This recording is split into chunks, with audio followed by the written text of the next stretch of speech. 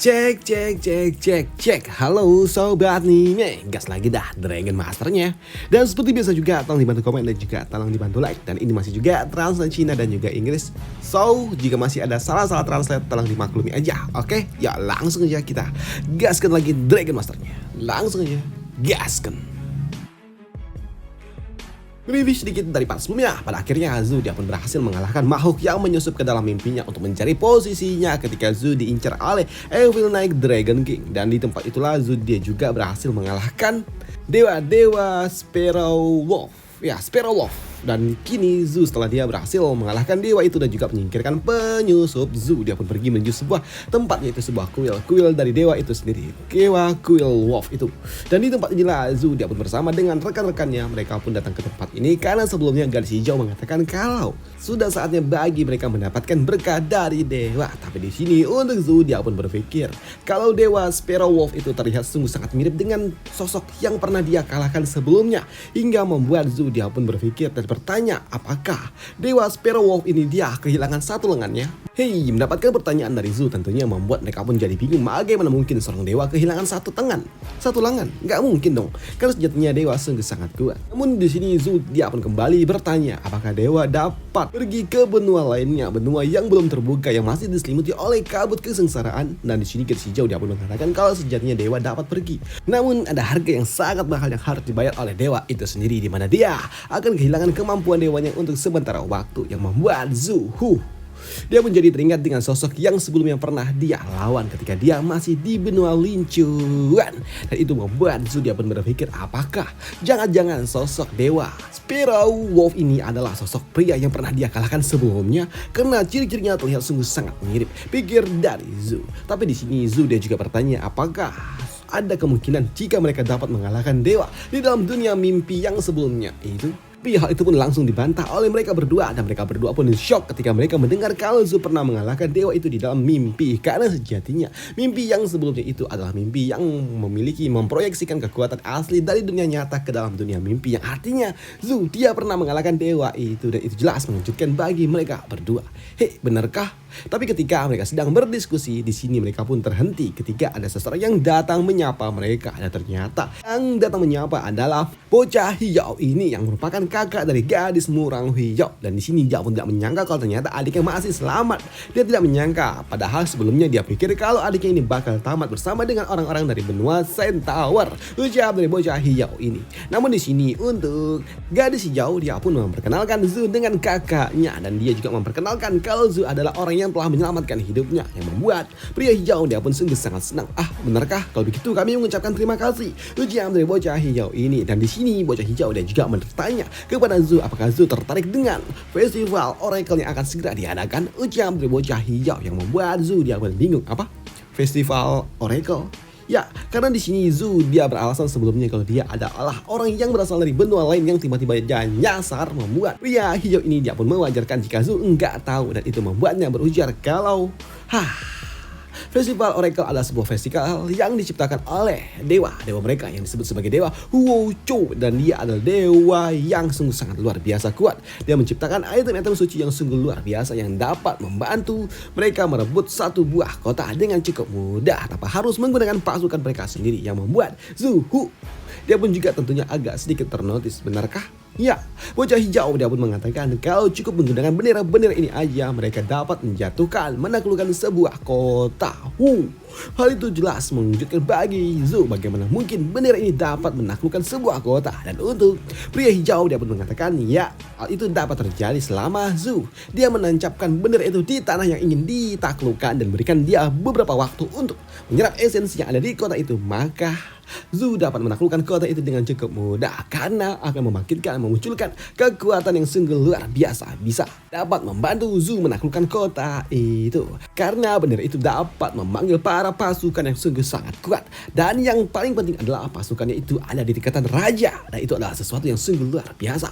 Namun yang jadi hal yang paling penting adalah bukan tingkat kultivasinya, tapi para pasukan ini dapat menaklukkan sebuah kota dengan cara menghancurkannya, dan itu membuat mereka dengan leluasa untuk dapat menaklukkan kota itu. Ujian dari bocah hijau itu yang membuat Zhu wow dan juga cukup bingung bagaimana mungkin ada kemampuan gila seperti ini. Hei, benarkah? Jika seperti itu, kita ingin menaklukkan sebuah kota hanya perlu menggunakan bendera tanpa memiliki sebuah pasukan dong. Ujar dari Zhu, dan hal itu pun dibenarkan oleh bocah hijau ini. Ya, itu benar. Tapi sejatinya masih ada juga bendera-bendera lainnya yang berbentuk, ya, bentuknya sama tapi berbeda warna yang memiliki fungsi yang berbeda pula. Ujar dari bocah hijau ini. Contohnya ya bendera yang satu ini, dia dapat mengumpulkan pasukan yang berasal dari wilayah-wilayah lain, memindahkannya ke dalam satu tempat yang sama dengan bantuan dari bendera ini. Wow, mendengar hal itu tentunya membuat Zhu dia pun sungguh sangat luar biasa kagum dengan kemampuan item suci yang telah diciptakan oleh dewa itu. Wah, ini benar-benar menakutkan, ujar dari Zhu. Dan di sini Zhu juga bertanya tentang kemampuan dari bendera biru dan membuat bocah hijau dia pun mengatakan kalau itu adalah sebuah bendera yang dapat memanggil naga-naga kuno, dan untuk naga-naga kuno itu juga akan mendapatkan sebuah buff energi yang akan membuat mereka jauh lebih kuat. Hei, mendengar hal itu tentunya membuat Zhu dia pun tahu kalau ini terlalu berbahaya dan ini terlalu mengerikan. Kemampuan yang dimiliki oleh para dewa, bahkan item-item ciptaannya saja terlalu mengerikan. Di sini Zhu dia juga bersyukur kalau dia telah datang ke benua Shenjiang ini duluan, karena jika tidak, maka Lincuan benar-benar akan dalam bahaya jika mereka datang mengincar benua Lincuan. Ucap dari Zhu. Namun di sini untuk bocah hijau dia pun bertanya kepada Zhu apakah Zhu mau bergabung dengan kelompok mereka, dan untuk pertandingan itu akan diadakan dalam waktu 1 bulan lagi. Ucap dari bocah hijau ini yang bertanya apakah Zhu mau ikut mengikuti festival ini bersama dengan mereka.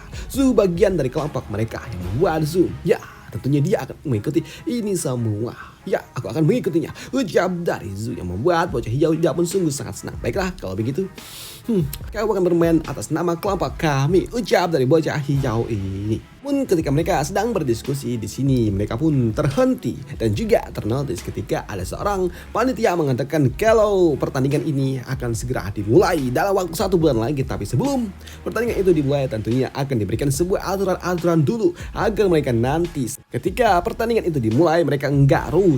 Ucap dari panitia. Namun di sini Zhu dia pun dengan seksama mendengarkan dan memperhatikan orang tua itu. Tapi di sini Zhu dia pun ternotis dengan peta yang ada bersama dengan pria tua itu yang ada di belakangnya, di mana pak tua ini dia juga mengatakan kalau sejatinya saat ini benua mereka terhubung dengan benua lainnya lagi. Namun itu terdapat 16 cabang, 16 pintu masuk, tapi hanya akan ada 1 pintu masuk yang akan dibuka untuk setiap kelompok yang telah memenangkan ini semua. Namun yang menjadi permasalahan dan juga notice adalah di sini panitia mengatakan kalau ada beberapa titik yang memang nggak boleh mereka masuki dan tidak boleh mereka duduki karena telah dikuasai oleh orang lain yang cukup kuat hingga membuat mereka nggak boleh sembarang masuk. Dan jika mereka masuk tentunya akan mendapatkan sebuah perlawanan yang sangat mengerikan hingga membuat orang-orang yang ada di tempat ini mereka pun agak sedikit menyayangkan juga. Masa iya ada beberapa wilayah yang nggak bisa ditaklukkan.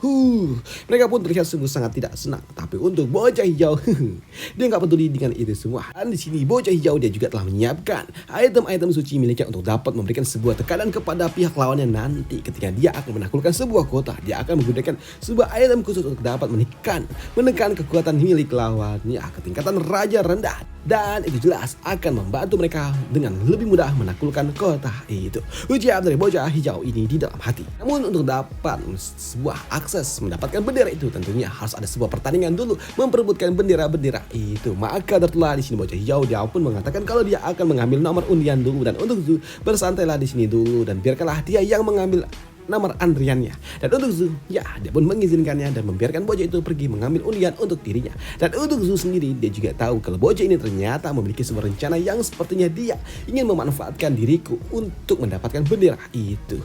Dan dia nggak melakukan apa-apa tapi dia mendapatkan sebuah keuntungan enak aja, pikir dari Zhu yang tidak akan pernah membiarkan bocah itu mengambil keuntungan dari dirinya. Dan kini beberapa saat kemudian bocah itu dia pun kembali dan dia pun mengatakan kalau dia udah mendapatkan nomor antriannya, dan Zhu diminta untuk bersiap-siap oleh bocah hijau ini. Dan untuk itu jangan khawatir, sambut dari Zhu. Dan karena memang penaklukan wilayah itu akan diadakan 1 bulan lagi, di sini panitia akan mengadakan pertandingannya sekarang aja agar ketika waktunya mulai menaklukkan wilayah mereka udah siap, hingga membuat kini panitia dia meminta kepada masing-masing peserta untuk bersiap dan untuk maju. Dan untuk panitia dia juga mengatakan kalau setiap Mereka, seorang Dragon Master hanya dapat mengizinkan satu naga aja. Sedangkan untuk para kultivator udah maju aja langsung. Yang membuat Zu yang merupakan seorang Dragon Master dia pun bingung. Harus pakai siapa ya? Naga yang mana ya? Ucap dari Zu dan itu membuat Zu dia pun masuk ke dalam alam spiritual bawah sadarnya. Dan di tempat inilah Zu dia pun memilih apakah dia akan membawa Xiaobi atau yang lainnya. Tapi melihat Xiaobi yang saat ini udah tumbuh dewasa membuat Zu, apakah aku harus membawa Xiaobi ya? Lagi pula ini dapat membantu Xiaobi memperkaya pengalamannya. Ucap dari Zu dan untuk Xiaobi, dia pun setuju jika Zu membawa dirinya untuk bertanding yang membuat Zu hilih. Xiaobi, sepertinya kau sungguh sangat percaya diri ya, ucap dari Zu. Tapi di sini Zu dia juga ternotis ketika dia melihat Xiaohi yang ternyata saat ini muncul juga dan dia berharap agar Zu membawa dirinya pula karena dia udah lama nggak muncul. Tuan, kenapa kau tidak membawa aku? Jawab dari Xiaohi yang ingin ikut juga dong. Padahal dia dulunya adalah andalan dari Zu. Tapi sekarang kau nggak pernah dibawa. Xiaohi dia terlihat sungguh sangat bersedih. Namun karena memang Zu masih ada di dalam alam spiritual bawahnya dan itu jelas membutuhkan waktu membuat lawan bagi Zu yang saat ini udah ada di atas arena, dia pun terlihat sungguh sangat kesal. Cepat keluarlah, lama kali kau memilih nagamu, ucap dari orang ini yang membuat Zu. Ketika dia naik ke atas arena, dia pun sadar kalau ternyata lawannya adalah Laelah, sosok yang gak asing bagi dirinya. Dan untuk Zu, baiklah Xiaobi, kau ingin keluar? Ayo Xiaobi aja yang keluar, ucap dari Zu yang kini dia pun mengeluarkan Xiaobi. Ya, Xiaobi lah yang akan maju di dalam pertandingan kali ini. Dan untuk lawannya ternyata adalah bocah ini lagi. Dan jika kalian lupa ataupun ingat, dia adalah bocah yang sebelumnya ingin menjadikan Zu sebagai tumbal dari para Demonic Beast. Waduh. Dan di sini bocah ini juga mukanya lebam-lebam dong, yang membuat Zu dia pun bertanya, lah kenapa kok lebam-lebam? Bukankah lebamnya harusnya udah hilang beberapa waktu lalu? Kan udah lama nih, kok masih lebam aja? Ucap dari Zu yang mengejeknya, yang membuat bocah ini tentunya dia pun sungguh sangat kesal dengan Zu dan dia benar-benar akan menghancurkan Zu. Kau akan membayar ini semua, ucap dari bocah tengil ini. Dan di sini bocah tengil ini dia pun langsung menyiapkan sebuah serangan di tangannya. Dia pun menyiapkan sebuah fireball untuk segera menghajar Zu yang memang sangat menyebalkan bagi dirinya. Tapi di sini untuk Zu hilih, dia pun masih santai aja. Bahkan ketika bocah tengil itu dia bersiap untuk menghancurkan Zu dengan semua kemampuan yang dia miliki, Zu dia pun masih berbicara kepada Xiaobi. Apakah Xiaobi benar-benar kau yakin ingin maju kah? Ucap dari Zu. Dan untuk Xiaobi dia pun mengatakan untuk tidak perlu khawatir, biar ajalah dia yang maju. Ucap dari Xiaobi yang membuat Zu, oke lah, aku sepertinya hanya bisa berharap kepada Xiaobi, ucap dari Zu. Dan melihat Zu hanya mengeluarkan naga kecil yang putih, tentunya membuat bocah ini dia pun tertawa karena Zu hanya mengeluarkan anak naga doang. Dan itu membuat bocah ini dia pun langsung menyiapkan sebuah serangan untuk segera menghajar Zu. Apalagi dia kini dia langsung melapisi tubuhnya dengan kekuatan api miliknya. Tapi ketika dia akan menyerang Zu, di sini Xiaobi dia pun langsung mengkonternya dengan teknik ice miliknya hingga membuat serangan dari bocah ini pun sempat terbatalkan, yang membuat bocah ini pun sungguh sangat kesal. Bagaimana bisa aura naga ini dia mencoba untuk melawanku kah? Tidak mungkin, ucap dari bocah ini yang membuat kini dia melapisi tubuhnya dengan kekuatan api yang jauh lebih kuat lagi hingga membuat tubuhnya kini langsung memancarkan energi yang jauh lebih kuat daripada yang sebelumnya. Dan dia kini juga menyiapkan sesuatu yang terlihat seperti cambuk naga api yang siap untuk segera melenyapkan Xiaobi. Dan untuk Xiaobi dia juga sempat ternotis dengan cambuk yang seperti itu, yang membuat Zu yang melihatnya dia pun itu sungguh luar biasa. Tapi di sini Zu dan juga sedikit ternotis ketika ternyata saat ini Xiaobi dia pun dapat menghindari semua sergapan cambuk-cambuk itu, dan dia menganggap kalau serangan cambuk itu terlalu lambat, dan untuk Xiaobi hal ini tidaklah berguna. Dan untuk Xiaobi dia juga melepaskan sebuah serangan counter, serangan badai es miliknya, dan dalam satu serangan bocah ini langsung beku dong, langsung beku hanya dalam satu gerakan dari Xiaobi. Dan tentunya serangan Xiaobi yang langsung one hit one keok, waduh, tentunya menotis bagi mereka semua yang menyaksikannya. Lihat itu mengerikan. Bahkan tuh Zu, dia gak menyangka kalau ternyata Xiaobi sekuat ini untuk saat ini. Dan jika kalian notice saat ini Xiaobi ternyata dia memiliki 4 buah sayap, padahal sebelumnya sayapnya 2 perasaan. Ya kalau nggak salah 2 ya.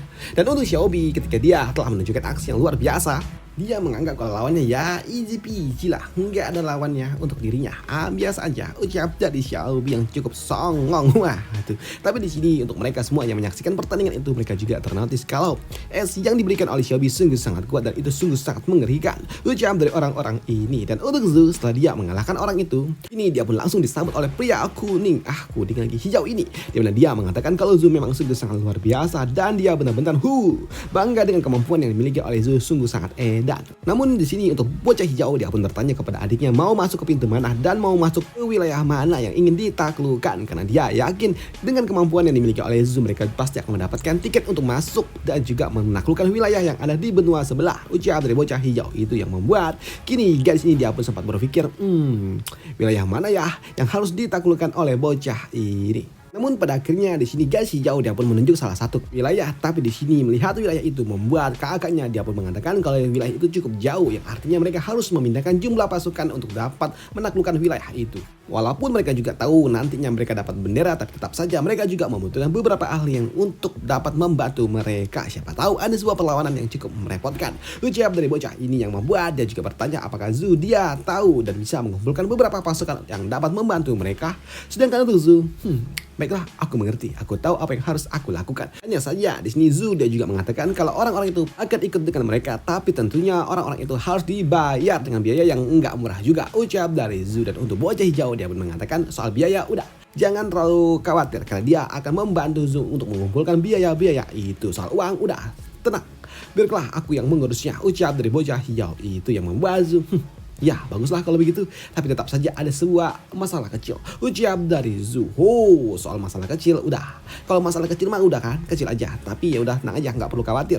Nanti ketika aku membayarnya mereka semua pasti akan mau mendengar apa yang aku ucapkan. Ucap dari bocah ini. Dan dia juga mengatakan kalau nanti mereka telah menaklukkan wilayah itu, dia akan memberikan hak atas kuasa wilayah itu kepada Zhu dan Zula yang akan memimpin pasukan itu juga. Ucap dari bocah hijau ini, dimana dia juga mengatakan kalau sejatinya dia hanya membutuhkan warga-warga yang ada di tempat itu sebagai pengikut bagi dewa yang mereka sembah. Ucap dari bocah ini aja, dan itulah yang ingin dia lakukan. Dan untuk Zhu, baiklah aku mengerti. Ucap dari Zhu, dan aku akan melakukannya untuk meningkatkan pengikut dari dewa kita. Ucap dari Zhu yang membuat bocah ini dia pun sungguh sangat senang. Ya bagus, luar biasa, makasih Zhu. Ucap dari bocah ini, padahal di dalam hati dia juga memiliki sebuah rencananya sendiri. Aku tidak perlu bekerja keras, aku hanya perlu menggerakkan orang ini untuk melakukan apa yang ingin aku lakukan. Ucap dari bocah hijau di dalam hati. Sedangkan untuk Zhu, dia juga memiliki sebuah rencananya lagi, yaitu memindahkan orang-orang dari Sand Tower dari wilayah Lincuan ke wilayah yang akan ditaklukkan oleh Zhu. Dan itu adalah win-win solution untuk Zhu, menyelamatkan Lincuan dan juga memindahkan orang-orang itu dari ancaman jika mereka nanti takutnya malah nyerang Lincuan kan. Jadinya Zhu dia berencana untuk memindahkan orang-orang dari Sand Tower ke wilayah yang akan ditaklukkan nanti dengan cara yang cukup legal sih. Dan sampai jumpa di part lanjutannya untuk Dragon Master. Dan jika kalian masih bingung, pelan-pelan aja bacanya karena gue juga bingung. Gue baca Dragon Master ini 3-4 kali agar gue ngerti jalan ceritanya. Untuk Dragon Master ini asli makin kesini makin ribet, terlalu banyak drama. Waduh. Dan sampai jumpa di part lanjutannya. Bye. Thank you.